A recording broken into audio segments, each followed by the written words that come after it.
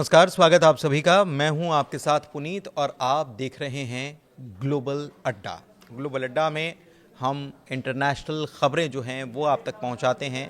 कहां क्या चल रहा है इसकी एक एक जानकारी आप तक हम पहुंचाने का काम करते हैं। तो उत्तर कोरिया से इस बार खबर आई है। उत्तर कोरिया ने एक बार फिर से अपने कट्टर दुश्मन अमेरिका की टेंशन बढ़ाने का काम किया है, उसकी पेशानी पर बल ला दिया है।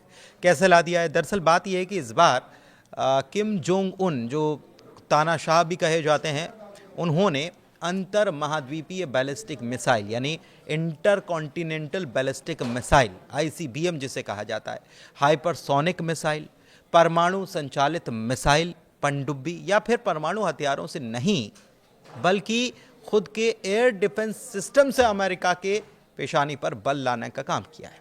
कैसे?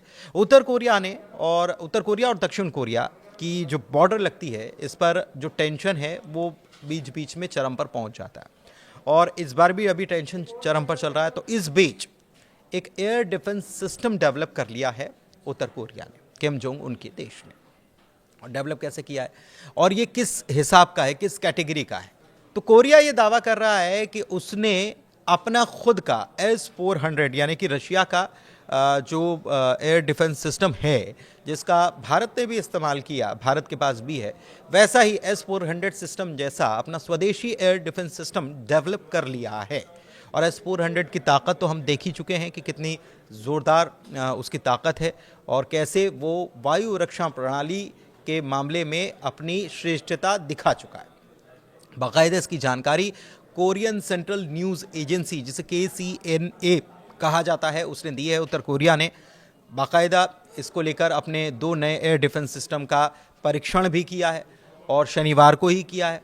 इसकी एक तस्वीर भी बताई गई कि सामने आई है, जिसमें किम जोंग उन एक अननोन लोकेशन है, यहाँ पर वो मिसाइल परीक्षण की निगरानी करते हुए दिखाई दे रहे हैं। मतलब देख रहे हैं कि क्या ठीक चल रहा है, नहीं चल रहा है और कैसी व्यवस्थाएं हैं, परीक्षण होता है, ठीक नहीं होता है।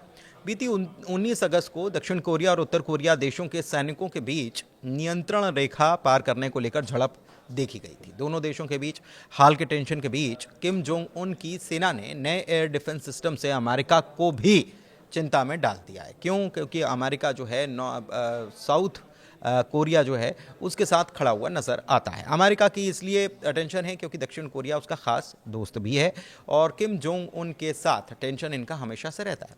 इसके अलावा उत्तर कोरिया के पास ऐसे हथियार हैं जो सीधा अमेरिका तक पर हमला कर सकते हैं। कौन कौन से हथियार है?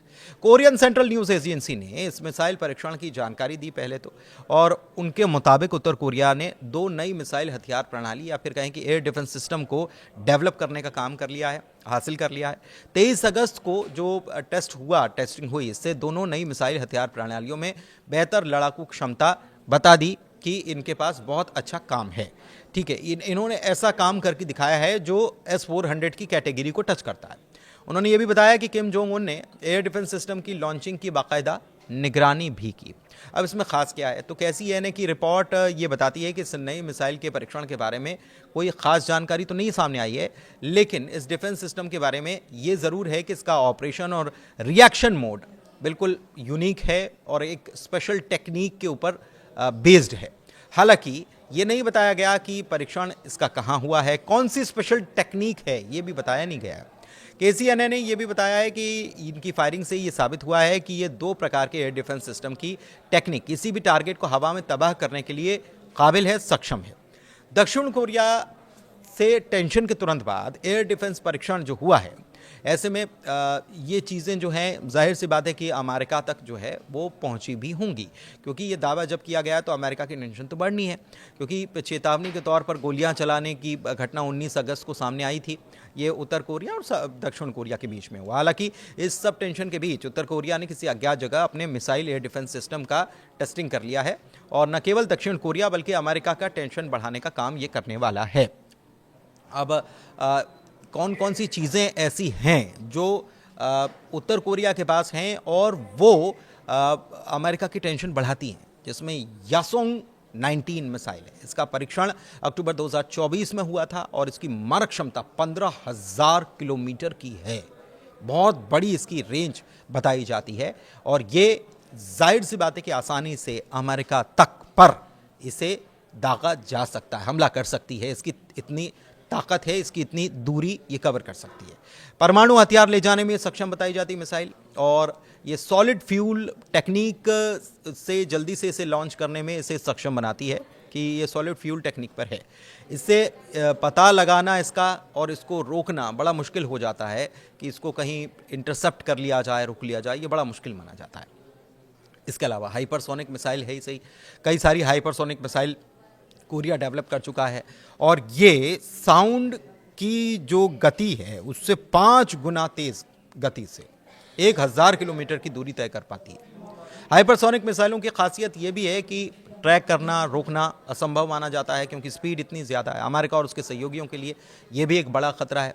परमाणु हथियारों का ज़ख़ीरा आप जानते हैं कि उत्तर कोरिया के पास है ही, और उत्तर कोरिया जब तब किम जोंग उन जो हैं वो अपनी बातों से धमकाते भी रहते हैं और बताते भी रहते हैं कि उनके पास ताकत क्या है।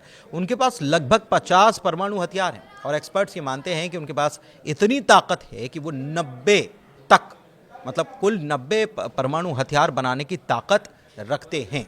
तो ऐसे में आपको क्या लगता है कि उत्तर कोरिया का ये नया एयर डिफेंस सिस्टम जो डेवलप इन्होंने किया है, या जिसका ये दावा कर रहे हैं कि S-400 के इक्विवेलेंट है, उसके बराबर है, तो क्या ये वाकई में अमेरिका के लिए कोई गंभीर खतरा है, या फिर ये साउथ कोरिया के साथ जो उनका अक्सर कॉन्फ्लिक्ट या तनातनी देखने को मिलती है उसके ज़रिए उसके लिए ये खतरा है, या अपनी सेफ्टी के लिए बनाया गया है, या फिर एक चीज़ और है। क्योंकि हाल ही में ईरान की तरफ से रक्षा मंत्री जो हैं उनकी तरफ से एक बात कही गई, उन्होंने कहा है कि हम कुछ मुल्क ऐसे हैं जहां पर अपनी चीज़ें डेवलप कर रहे हैं, मतलब वहां तैयार कर रहे हैं, हथियारों के बारे में उन्होंने कहा, और उन्होंने कहा कि बहुत जल्द इसका पता चलेगा। तो क्या कोरिया, नॉर्थ कोरिया जो है वो ईरान के लिए भी काम कर रहा है, या ईरान वहां पर नॉर्थ कोरिया में काम कर रहा है अपने नए हथियारों को डेवलप करने के लिए, और क्या ये ईरान को भी सप्लाई हो जाएगा मिडिल ईस्ट में? तो बताइए आपको क्या लगता है, इसके पीछे क्या कहानी है, क्योंकि आगे आने वाले वक्त में बहुत सारी चीज़ें पता चलेंगी। फिलहाल के लिए इस वीडियो में इतना ही। ग्लोबल अड्डा में आपको लगातार हम नई नई खबरें बताते रहते हैं, पूरी दुनिया की खोज खबर जो है वो बताते रहते हैं, और अलग अलग खबरें आपके लिए खोज कर लेकर आते हैं। तो ग्लोबल अड्डा आपको कैसा लगता है, आप कमेंट के ज़रिए ज़रूर बताइएगा। बहुत शुक्रिया फिलहाल आज के इस वीडियो में जुड़ने के लिए, धन्यवाद।